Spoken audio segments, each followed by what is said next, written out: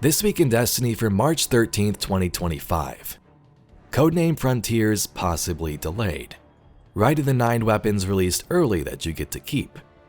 Artifice Guardian Games class items, PvP tuning, some big changes coming to the PC version of the game, and much more. Welcome Guardians, let's dive right in.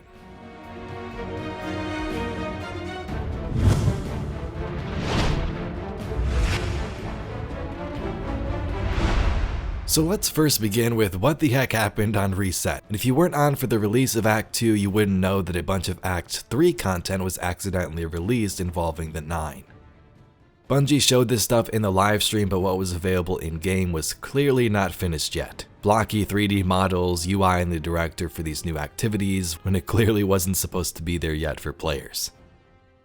Bungie says, Tuesday was full of surprises, wasn't it? Act 2 shipped with new activities, rewards, story content, plus Guardian games went live. And somehow the Nine decided to throw a wrench in our machine with an early preview for Rite of the Nine. Their will is their own. As for how this happened, we'll keep it short and sweet. Some of the earliest iterations of our Rite of the Nine activities snuck their way into Update 8.2.5. Most of what was seen was placeholder. Weapon rewards all feature temporary art and fake perk rolls. The user interface is not what we're planning to ship, and difficulty options don't have the tuning passes that we've planned for Explorer, Eternity, and Ultimatum modes. While this was a fun moment for players to explore what we're planning, we're very much looking forward to everyone getting their hands on the finished activities. We hope you enjoy this little unplanned surprise even if it doesn't represent the whole package. Pardon our dust. As a final note, for all of you who got your hands on the weapon rewards early, we won't be removing them from your inventory. When Rite of the Nine ships, perk rolls will be updated across the board to prevent some rule-breaking combinations. Incandescent or chill clip on a void shotgun, for example. But you'll still retain these rewards on launch day. Stay tuned for future announcements on the actual Rite of the Nine release date. So this is pretty funny. As you can see, some of the models were very blocky, and I guess if you got some of those weapons, you'll get to keep them. Their perks will just be updated when the activity releases. Act 2 just released this week, and there's a lot going on if you haven't played Destiny in a while. The story continues with Eris, Drifter, and Sloan and the Echo of Navigation. The Court of Blades activity has released with new options for the Heretical Arsenal, new weapons to go after. There's a new catalyst for the Barodiad exotic submachine gun. And at the same time, the Guardian Games has returned, the event where hunters, warlocks, and titans tell each other how much they love them in more than one explosive way. There's a new rushdown boss mode which is actually pretty cool and has a nice twist. Now the whole point of this is just to go in and kill bosses as quick as you can. And this features bosses from old Destiny story missions and seasonal content. For example, you can go in and take out Savathun. Next up, you can take out the Nightmare of Dominus Gaul from Season of the Haunted. When I loaded into this location, it surprised me at first. I'm like, wait a minute, where the heck am I? But realized I was back on the Haunted Leviathan. They also give a little preview of what's to come in Act 3, that heavy metal game mode where you play as Briggs and tanks. Rite of the Nine just there after that, so there's a lot going on in Destiny 2 if you haven't been here for a while and are watching this random Twit update. Here's an update to upgrading your Guardian Games class item. In order for everyone to show how proud they are of being Hunter, Warlock, or Titan during the Guardian Games, wearing their respective Guardian Games cloak, bond, or mark is a requirement for the next 3 weeks. It's beautiful and it's totally worth. But it also means not using your trusty Artifice class item that adds just the right number of extra points for that stat that rounds your favorite build. Well, good news, with an update next week, they are upgrading everyone's Guardian Games class item to Artifice Armor. In other words, they'll have an extra slot to increase the stat of your choice by 3 points. Now you only have to focus on defeating the other 2 classes, so that's a pretty cool update. Let's talk about PvP tuning previews. Over the last few weeks, they've been watching and engaging with combat in the Crucible and taking some notes. They've recently taken a pass on Bolt Charge due to higher damage than intended in PvP, And with the update this week, they released some changes to Redrix's stock, lightweight pulse rifles on the prowl, and smoke effects. Next thing on the list is something called snap skating for Warlocks, which I didn't even know was a thing.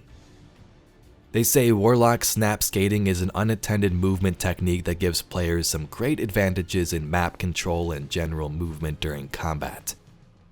While this can be enjoyable and fun to master, this presents some rough balance issues for the PvP space, not just 3v3 modes but 6v6 as well. Additionally, this is creating issues with readability of opponents mid-combat. Guardian bodies can become warped or stretched when skating, making it very difficult to fight opponents mid-skate. In a future patch, they plan to address this. The closing time perk grants some great stats when your magazine is low, especially when enhanced on special ammo weapons. As players always spawn in with low special ammo for now, Bungie giving us a little hint there, these stat buffs are almost always on in the Crucible, making various weapons perform a bit too well in 1v1 combat. Zealot's Reward, as an example, can hit some pretty far ranges thanks to this perk and the always-on nature of its functionality. In the future, they plan to tune this perk specifically on special weapons in a patch. Next up, hipfire exotics. Tommy's matchbook has become a frequent conversation among the community, and rightly so. For many years, this weapon has been a bit of a sleeper in terms of the strength of its baseline improved hipfire functionality. With the recent changes to Radiant dance machines, they're seeing more hunters pulling this exotic out for some silly hipfire only builds. Like they did with the Dead Man's Tale and Last Word, they're going to tune this interaction in a future update, and we'll have more details in a TWID. They're also re-enabling Dead Man's and Last Word to interact with the Radiant dance machines with a much more limited set of buffs that do not increase range but still provide them with some amount of increased accuracy. Speaking of those dance machines, these exotics have surged in popularity in Crucible since the rework, but the increased usage has not been unilateral. In fact, they see nearly 3 times the adoption on mouse and keyboard compared to controller. After the recent issue with Lodestar's hipfire precision aim assist being significantly higher on mouse and keyboard than controller, they dug deeper into the Radiant dance machine setup and realized that the same issue is present, albeit in a less significant amount. In a future update, they will be normalizing the precision angle threshold bonus provided by the accuracy buff between controller and mouse and keyboard, and also have corrected the issue in a few other places that it could appear, like the legacy frame intrinsic on Redrix's stock and the battle rifle. Here's an update on map lighting. Regarding this conversation, they've been watching around the recent Trials of Osiris weekend featuring Solitude. There are a few spaces on the map, doors specifically, where players can feel blinded by exterior lighting, or have difficulty identifying enemy barricades due to the warm lighting of Mars. As such, this map won't be featured in Trials for the remainder of the episode.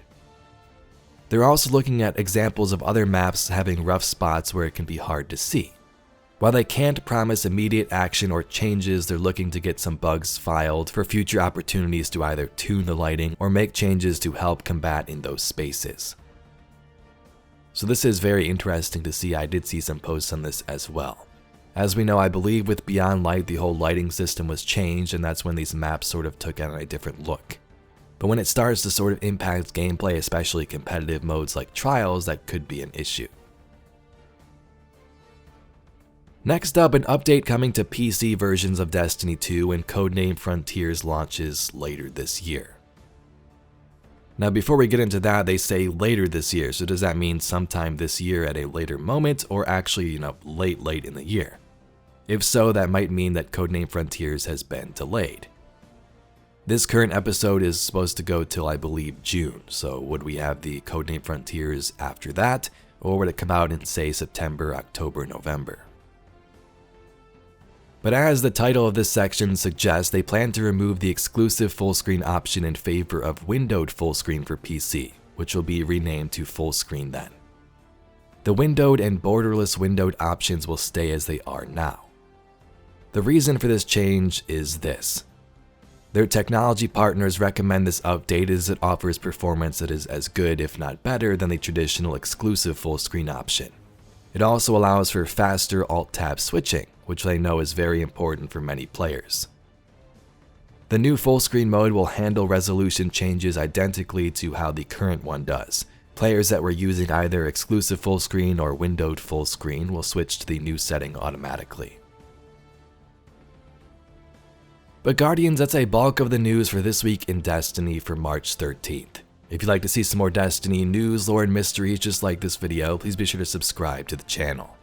I thank you very much for watching, and I'll catch you all in the next video.